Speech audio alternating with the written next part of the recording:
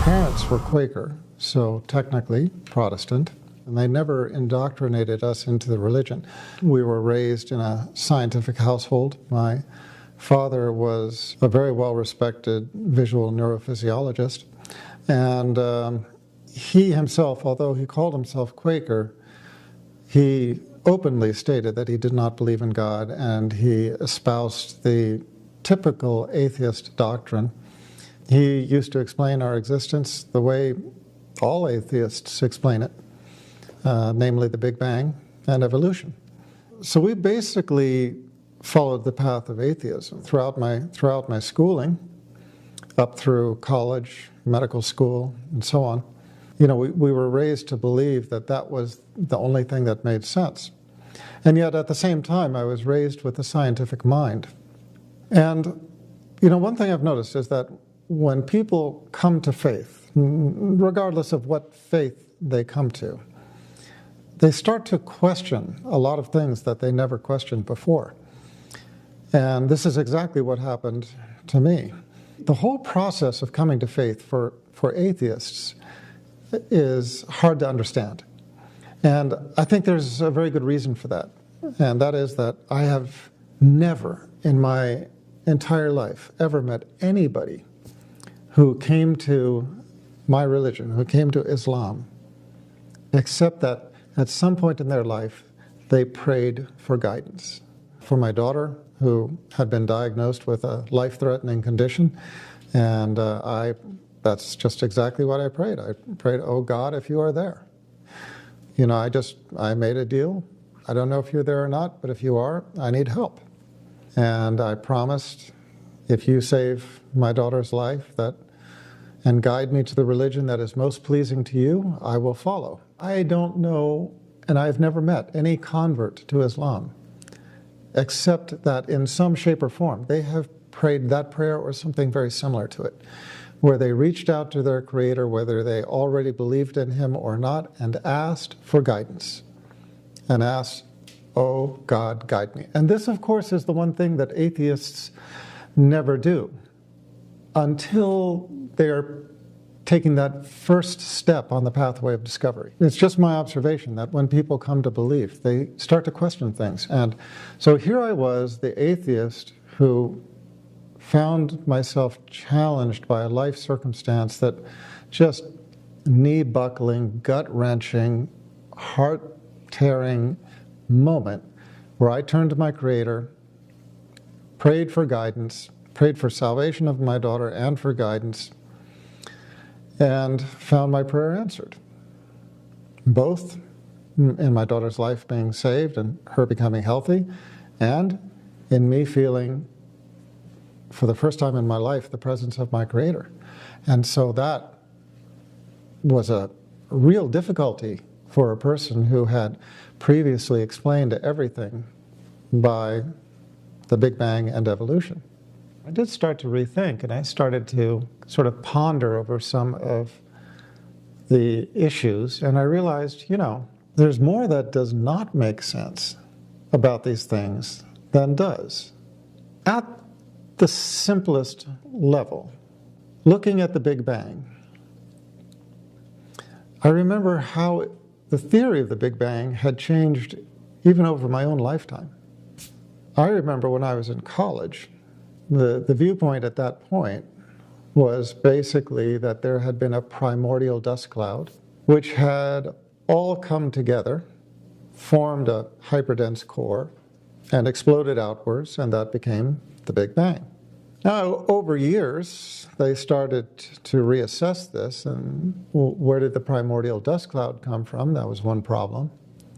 Secondly, they started to think about it from an intellectual point of view and said, well, so whenever you have an explosion, things start traveling away from one another, but they slow down.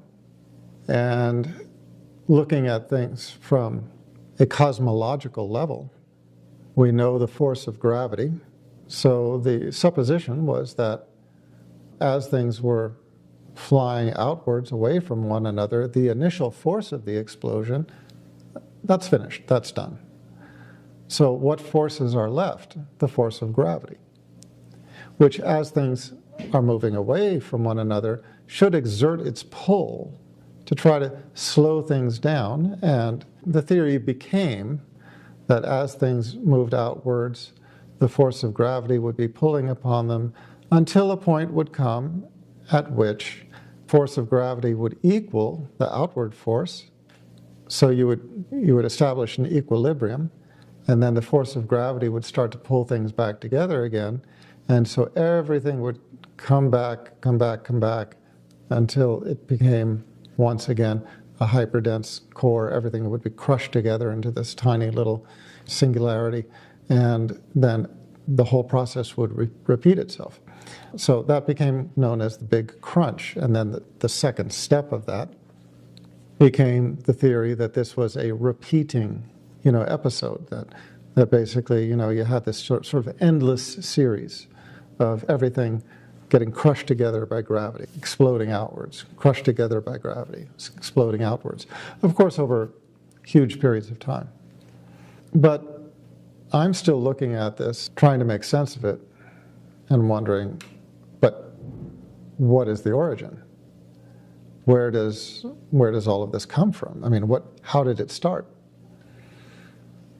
And I had the same thought about evolution. You can explain a lot with the theory of natural selection. But if you believe in the presence of a soul, you cannot explain the presence of a soul. And obviously, we all believe in the presence of life. But that's another thing that we cannot explain. You can Frankenstein together an animal out of working organs, but you cannot make it live.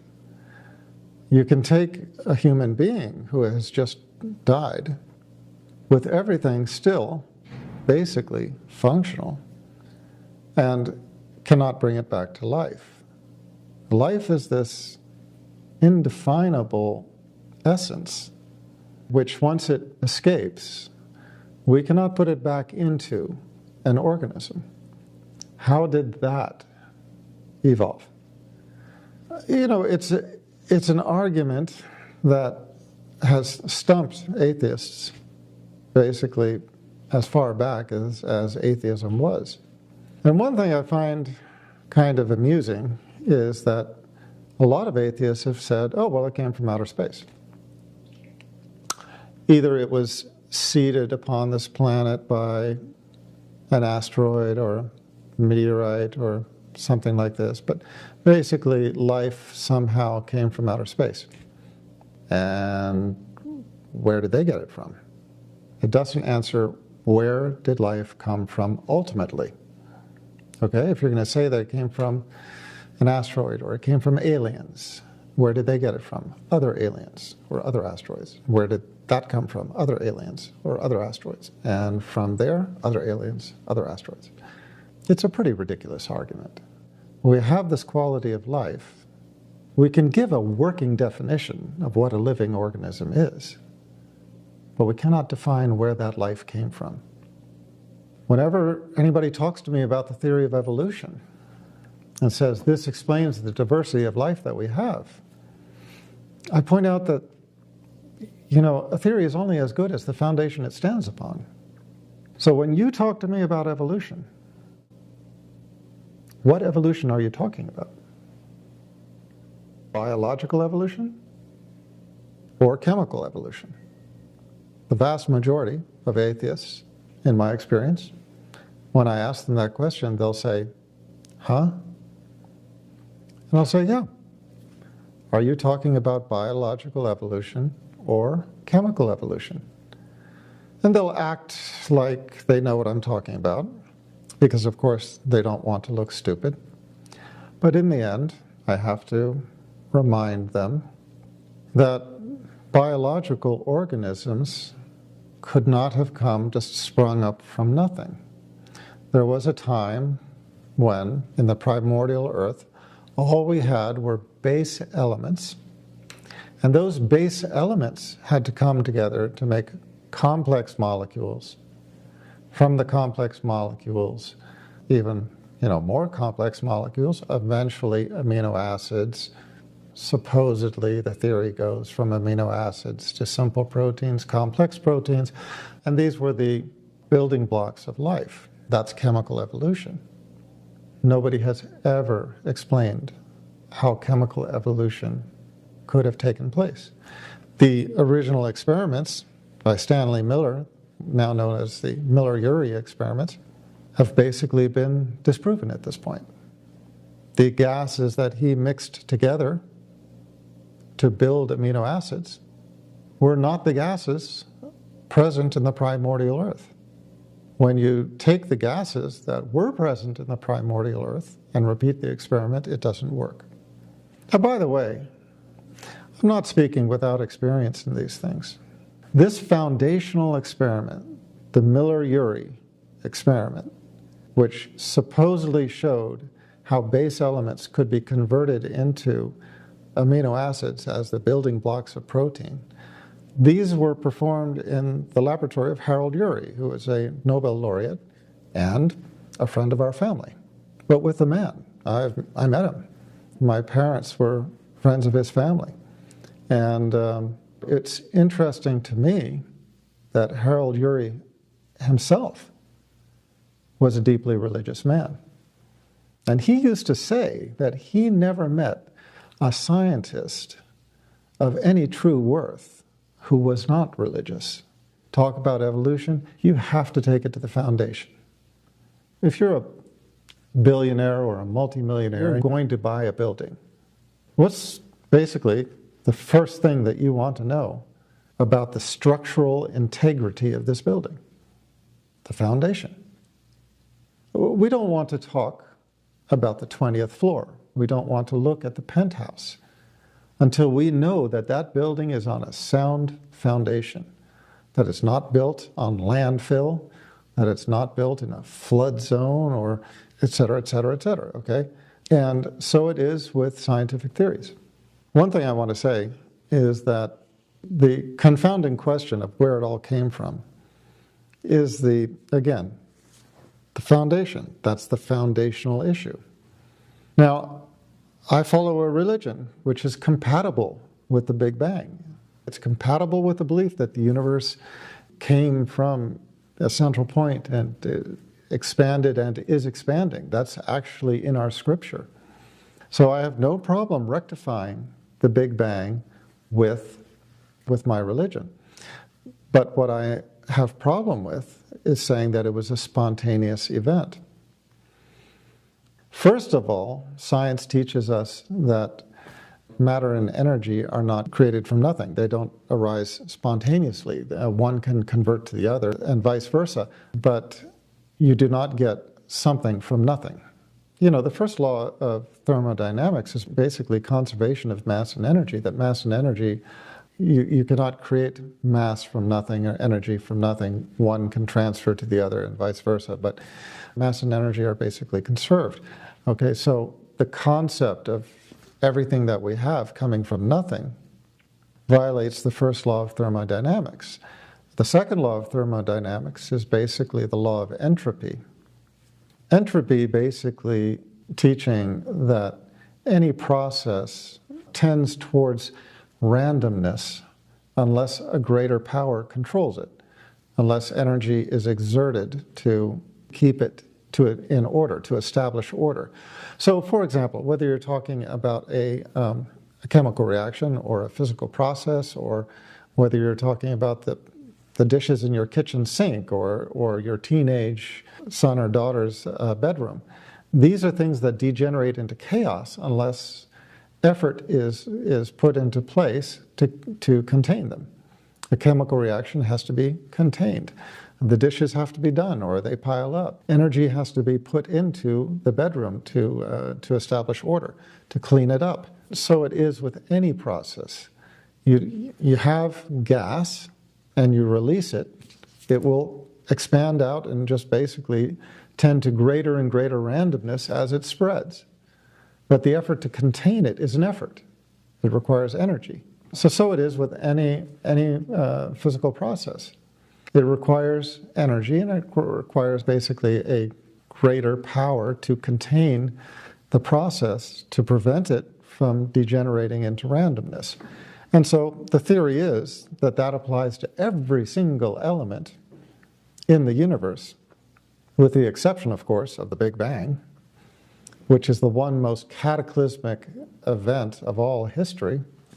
And in that case, this explosion has not tended towards randomness, but rather has tended towards a universe which is defined by a myriad of fine-tuned constants which basically dictate our existence.